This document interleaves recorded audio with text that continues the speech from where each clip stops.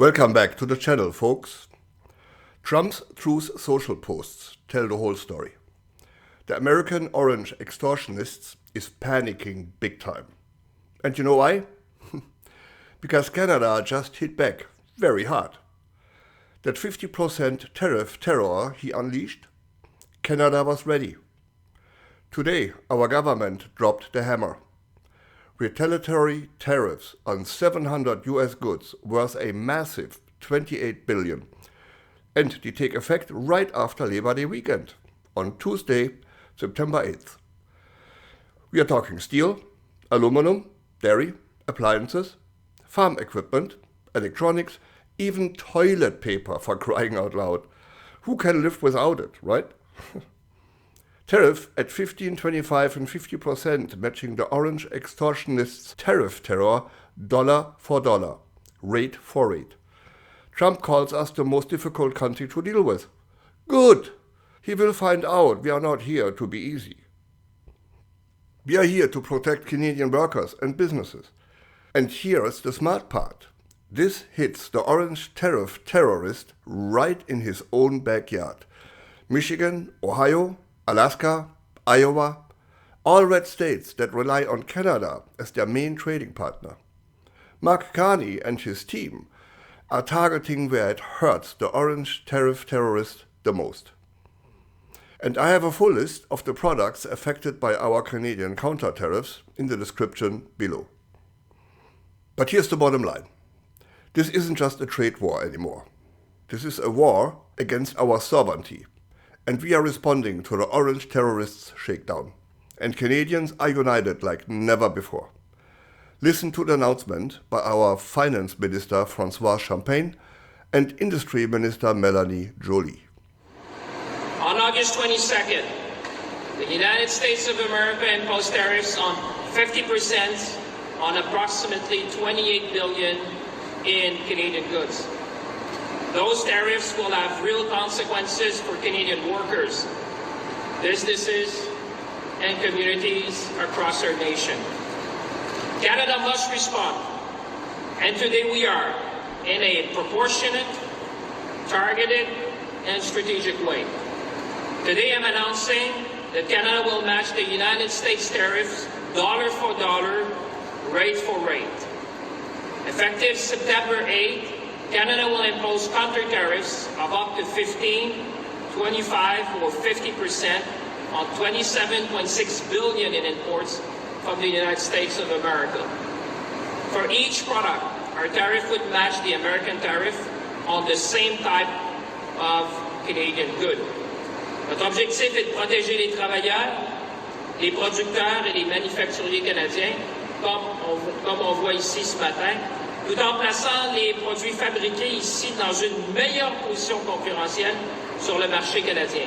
Un peu l'essence de ce qu'on discutait avec Philippe ce matin, de donner une chance à nos entrepreneurs, nos bâtisseurs canadiens de pouvoir être compétitifs sur le marché canadien.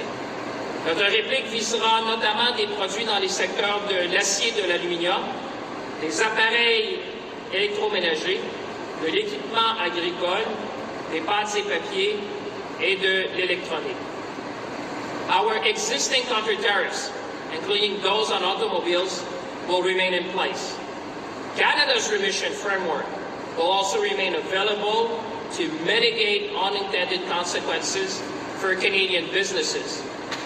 Canada's counter-tariffs are designed primarily to provide protection for Canadian industry impacted by U.S. tariffs and allow them to compete against U.S. products in the Canadian market. It's all about fairness, it's all about level playing field, it's all about supporting Canadian workers and Canadian businesses. Il est bon de se rappeler que le plus grand pouvoir que l'on a, tous et toutes, c'est notre propre pouvoir d'achat. Je le disais hier, dans nos épiceries, nos quincailleries, nos entreprises et à tous les ordres de gouvernement, on peut choisir d'acheter canadien. Et on doit choisir d'acheter canadien. Counter-tariffs are only one part of our response. We must also provide businesses with liquidity and, most importantly, keep Canadians working. My colleagues, Minister Joly, Minister Haidu, and Minister Solomon will present the new and and very substantive measures under their respective programs. And I think workers, families, and communities around the nation will see that we're going to stand by you, as we have always done. As Minister of Finance, I will make changes to the large enterprise tariff loan facility to make it more flexible, more responsive, and better able to support major employers affected by tariffs across the country. And I will work closely with my colleagues, Minister Joly, in making sure that we do that as swiftly and efficiently as possible. In fact, our approach is guided by three principles that we have discussed among ministers, that we are committed: rapidity, simplicity, and agility. Because businesses facing immediate pressure need programs they can actually access quickly and efficiently. That is the feedback we received. That is the commitment that we all making to you today. Canada can act because we enter this period from a position of strength. And I want Canadians to have confidence. We have the lowest net debt to GDP ratio in the G7, the second fastest growing economy in the G7, and a AAA credit rating. Et la discipline budgétaire dont nous avons fait preuve nous donne aujourd'hui la capacité d'appuyer les travailleurs et les entreprises aussi longtemps qu'il le faudra. So in conclusion, when the United States of America asked too much and offered too little, we made a choice. We chose Canada. Nous avons choisi de défendre nos travailleurs, nos entreprises, notre culture, nos langues officielles et notre capacité à décider de notre propre avenir. I will be heading later today to Alberta, to British Columbia, and Ontario to meet with business leaders and workers directly affected by these tariffs, hear what they need from government, and make sure that our support is reaching those who need it the most. We will be agile and flexible, and we will continue to adapt as we go. We will not accept a bad deal that asks too much of Canada and offers too little in return. And of course, as François Philippe just announced, we will respond to the U.S. tariffs dollar for dollar. My job in the context of this crisis is to present the support measures for industries affected by these tariffs. And so our government is introducing a $7.5 billion package of new enhanced measures. So this package includes a lot of support through different agencies. So if you're a small business right now, you have to contact either your regional development agency or the BDC, which you're potentially already working with. Small businesses, through the regional development agencies, will have access to $3 million of non-repayable loans, so basically grants for $3 million, and up to $2 million of interest-free loans. And the businesses that will be able to have access are around those that will have $1 million in revenues.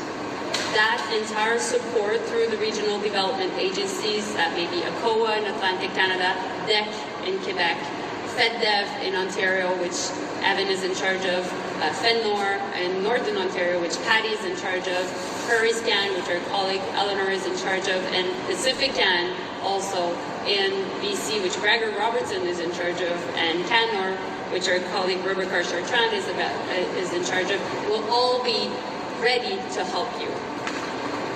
Now, the other way we'll be able to help a lot of our small businesses is through the BDC, which will have $500 million to support through interest-free loans that will be between $250,000 to up to $5 million.